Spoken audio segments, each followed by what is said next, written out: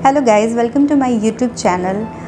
अगर आप प्रेग्नेंट हैं तो आप बहुत हैप्पी होते हैं, बहुत खुश होते हैं, बहुत सारी हैप्पीनेस पूरे घर में आ जाती है। लेकिन अगर उसी प्रेगनेंसी में आपको ब्लीडिंग हो जाए या स्पॉटिंग हो जाए तो ये किसी भी वुमेन के लिए और उसकी पूरी फैमिली के लिए बहुत डिवास्टेटिंग होता है कि ऐसा क्यों हुआ, ऐसा नहीं होना चाहिए था। ऐसा तो नहीं है कि हमारे बेबी पे कोई हार्मफुल इफ़ेक्ट डालेगा। तो आज हम इसी के बारे में बात करेंगे कि प्रेगनेंसी में ब्लीडिंग्स क्यों होती हैं, उसके क्या क्या कारण हो सकते हैं और हमें क्या ट्रीटमेंट लेना चाहिए अगर ऐसा होता है तो जो हमारी पूरी प्रेगनेंसी 9 मंथ की होती है उसे 3 ट्राइमेस्टर में बांटा गया है।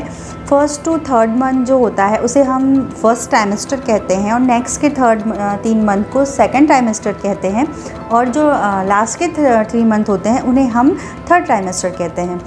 तो आज हम तीनों ट्राइमेस्टर में ब्लीडिंग के जो रीजन्स अलग अलग होते हैं उसके बारे में बात करेंगे, क्योंकि सेम रीजन हर ट्राइमेस्टर में नहीं होता है ब्लीडिंग का। तो हम सबसे पहले बात करते हैं कि फ़र्स्ट ट्राइमेस्टर में ब्लीडिंग के रीजन्स क्या क्या हो सकते हैं। ये फर्स्ट ट्राइमेस्टर वही होता है जब हम पहली बार प्रेग्नेंट होते हैं और हमें पता चलता है हमारी प्रेगनेंसी का। तो कभी कभी प्रेगनेंसी की जो इनिशियल टाइम्स होता है, यानी कि आप प्रेग्नेंट होने का जो टाइम होता है, आपने जब प्रेगनेंसी टेस्ट लिया उसी टाइम पे आपको ब्लीडिंग या स्पॉटिंग हो सकती है और ये 25% केसेस में होता है, जिसे हम कहते हैं इम्प्लांटेशन ब्लीडिंग। अब इम्प्लांटेशन ब्लीडिंग क्या होती है इसके बारे में बात करते हैं।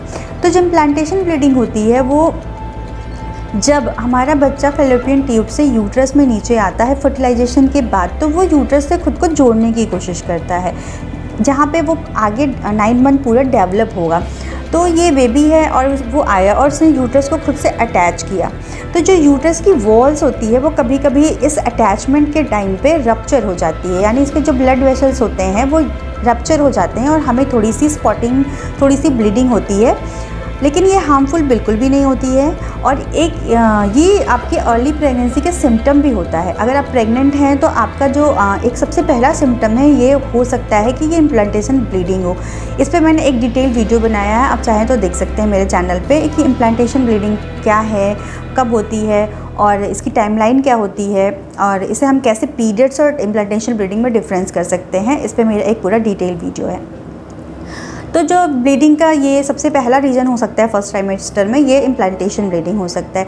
ये जो ब्लीडिंग होती है वो बहुत लाइट होती है, 1-2 दिन या फिर 1-2 घंटे में ख़त्म हो जाती है और हमारे बेबी पे कोई नेगेटिव इफेक्ट नहीं होता है। ये बहुत नॉर्मल सी चीज़ है, बहुत सारी प्रेगनेंसी में होती है, हर प्रेगनेंसी में नहीं होती है, लेकिन हाँ 25% वुमेन में होती है। अब हम सेकेंड रीज़न की बात करते हैं कि ऐसा और क्यों हो सकता है।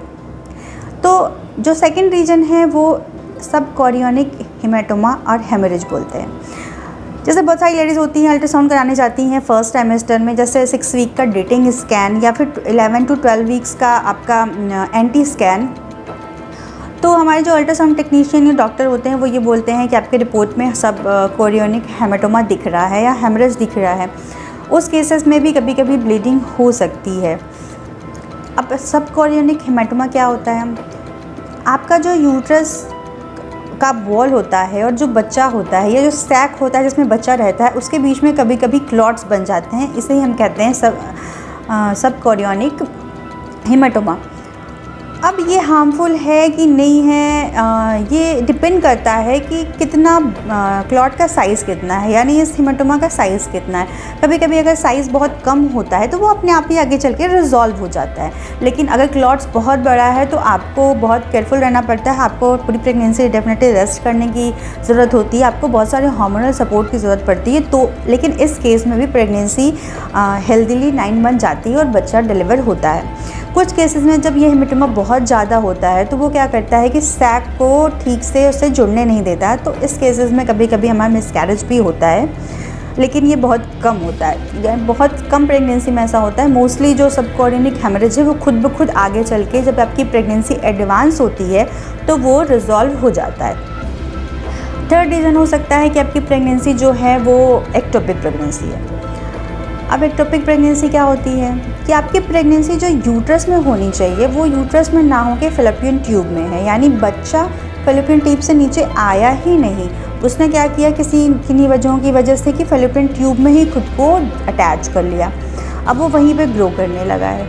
उस केसेस में भी ब्लीडिंग होती है और ये बहुत ही लाइफ थ्रेटनिंग कंडीशन है। अगर आपको ऐसा सस्पेक्शन होता है, कुछ भी हल्की सी स्पॉटिंग होती है, कोई भी ट्राइमेस्टर हो, अगर आपको थोड़ी भी ब्लीडिंग होती है तो आपको अपने डॉक्टर से कंसल्ट ज़रूर करना चाहिए। हो सकता है वो हार्मफुल ना हो सकता है कि उसका कोई नेगेटिव इफ़ेक्ट आपकी प्रेगनेंसी पे ना पड़े, लेकिन आपको श्योर होने के लिए अपने डॉक्टर को दिखाना चाहिए, अल्ट्रासाउंड कराना चाहिए, और आपको डॉक्टर जो भी नेसेसरी होगा आगे वो बताएंगे। तो एक्टोपिक कंडीशन जो मदर के लिए है वो बहुत ही लाइफ थ्रेटनिंग है। इस केस में मदर का बहुत सारा ब्लड लॉस हो सकता है, उसके ट्यूब रप्चर हो सकते हैं, आगे की प्रेगनेंसी में कॉम्प्लिकेशन आ सकता है। तो ऐसी प्रेगनेंसी अगर होती है तो भी ब्लीडिंग होने के चांसेस होते हैं। फोर्थ रीज़न जो होता है वो मिस्ड अबॉर्शन और मिसकैरेज, इसमें भी ब्लीडिंग होती है। यानी आपकी प्रेगनेंसी तो हुई लेकिन आपका मिसकैरेज हो गया, वो प्रेगनेंसी डेवलप नहीं कर पाई। इसके बहुत सारे रीजंस होते हैं, उन पे हम कभी किसी और दिन डिटेल में बात करेंगे कि मिसकैरेजेस होने के क्या क्या रीज़न हो सकते हैं और हमें क्या करना चाहिए जिससे इससे हम बच सकें। तो फोर्थ रीज़न हो सकता है कि मिसकैरेज हो। तो ये जो है, ये 4 रीजंस हो सकते हैं आपके फर्स्ट ट्राइमेस्टर में ब्लीडिंग होने के, और इनमें से ही कोई ना कोई रीज़न ज़रूर होता है अगर किसी भी महिला को ब्लीडिंग होती है तो इसमें कुछ ब्लीडिंग्स जो ऐसी होती हैं जो बिल्कुल भी हार्मफुल नहीं होती हैं, बहुत नेचुरल और नॉर्मल हैं, जैसे कि इम्प्लांटेशन ब्लीडिंग। और आगे की जो कॉजेज़ हैं वो थोड़े से प्रॉब्लमेटिक हो सकते हैं। तो ब्लीडिंग आपको कभी भी हो, आपको तुरंत अपने डॉक्टर को दिखाना चाहिए, उनसे सजेशन लेना चाहिए कि हम आगे क्या करें। अब हम बात करते हैं सेकेंड ट्राइमेस्टर की। सेकेंड ट्राइमेस्टर में ब्लीडिंग के रीजन्स डिफरेंट होते हैं comparison to first trimester. Second trimester में सबसे पहला रीज़न आपकी ब्लीडिंग का हो सकता है placenta previa. Placenta previa means ये होता है कि आपका जो प्लेसेंटा है वो बिल्कुल इंटरनल ओएस यानी आपका जो यूट्रस या बच्चेदानी का मुंह है वहाँ पे अटैच है। तो उस केस में कभी कभी आपको सेकेंड ट्राइमेस्टर में 5 to 6 मंथ में जब आपका बच्चा ग्रो करने लगता है तो वहाँ पे ब्लीडिंग, उस वजह से ब्लीडिंग हो सकती है।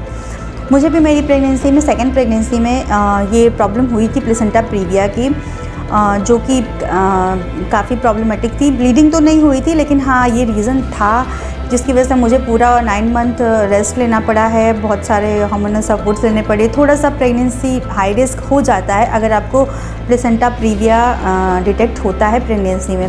मोस्टली 90% जो केसेस होते हैं प्लेसेंटा प्रीविया के, वो जैसे ही प्रेगनेंसी एडवांस होती है वो सॉल्व हो जाता है, यानी कि आपका प्लेसेंटा जो होता है ऊपर चला जाता है, आपका यूट्रस का जो इंटरनल ओएस होता है उसको छोड़ के ऊपर की तरफ मूव कर जाता है, यानी फंडस की तरफ मूव कर जाता है मोस्टली 90% केसेस में। लेकिन कुछ केसेस में ऐसा भी होता है कि लास्ट तक भी ये इंटरनल ओएस को पूरा क्लोज करके रखता है या बहुत नीचे होता है। उस केसेस में डिलीवरी के बाद काफ़ी ब्लड लॉस होने की या बहुत सारे प्रॉब्लम मदर को हो सकती हैं, और मोस्टली इस केसेस में सी सेक्शन ही किया जाता है। अब सेकेंड रीज़न की बात करते हैं जो कि सेकेंड ट्राइमेस्टर में ब्लीडिंग होने का कारण हो सकता है अर्ली लेबर, यानी कुछ महिलाओं को 5th या 6th मंथ में डिलीवरी हो जाती है, कॉन्ट्रैक्शंस शुरू हो जाते हैं। प्रॉब्लम या कुछ भी हो सकता है इसका रीज़न, या तो हो सकता है कि आपका जो सर्विक्स का माउथ है वो ओपन हो गया हो, या फिर कुछ हार्मोनल प्रॉब्लम हुई हो, इस वजह से या आपका वाटर बैग बर्स्ट हो गया। इसकी वजह से कुछ महिलाओं को 5th-6th मंथ में भी डिलीवरी होती है, तो उस केस में भी पहले ब्लीडिंग हो सकती है, कॉन्ट्रैक्शंस हो सकते हैं। तो ये इसे हम कहते हैं अर्ली लेबर, यानी टाइम से पहले लेबर। ये भी एक ब्लीडिंग का रीज़न हो सकता है अगर आप सेकेंड ट्राइमेस्टर में हैं तो। थर्ड ट्राइमेस्टर की बात करते हैं, अगेन प्लेसेंटा प्रीविया, ये सबसे बड़ा रीज़न होता है थर्ड ट्राइमेस्टर में ब्लीडिंग होने का। अगर आपको प्लेसेंटा प्रीविया की प्रॉब्लम है, आपका प्लेसेंटा अगर इंटरनल ओएस को कम्प्लीटली क्लोज करके रखा है, या फिर आपकी जो ओएस और प्लेसेंटा का डिस्टेंस है वो बहुत कम है, उस केस में जैसे जैसे बेबी का प्रेशर बढ़ता है, आपका यूट्रस ग्रो करता है, तो वो प्लेसेंटल का जो एरिया होता है वो रप्चर होकर वहाँ के वेसल्स ब्लड रिलीज़ करते हैं। तो ये भी एक रीज़न हो सकता है थर्ड ट्राइमेस्टर में भी ब्लीडिंग होने का। और मोस्टली वुमेन को जिनको प्लेसेंटा प्रीविया की प्रॉब्लम होती है उन्हें लेट ट्राइमेस्टर्स में भी, यानी कि सेकेंड और थर्ड ट्राइमेस्टर्स में ही ब्लीडिंग की प्रॉब्लम होती है जब बच्चा बड़ा होता है। एक और रीज़न हो सकता है थर्ड ट्राइमेस्टर में ब्लीडिंग होने का, जैसे हम कहते हैं प्लेसेंटा एब्रप्शन, यानी कि आपका जो प्लेसेंटा है आपके यूट्रस से कनेक्टेड है, वो कभी कभी क्या होता है कि प्लेसेंटा रप्चर हो जाता है, यानी कि आपका प्लेसेंटा जो है यूट्रस से अलग हट जाता है, और ये बहुत ही लाइफ थ्रेटनिंग कंडीशन है मदर के लिए भी और बेबी के लिए भी। इन केस में अर्जेंट और इमीडिएट डिलीवरी करनी पड़ती है। इस केस में भी आपको क्या कहते हैं, ब्लीडिंग हो सकती है।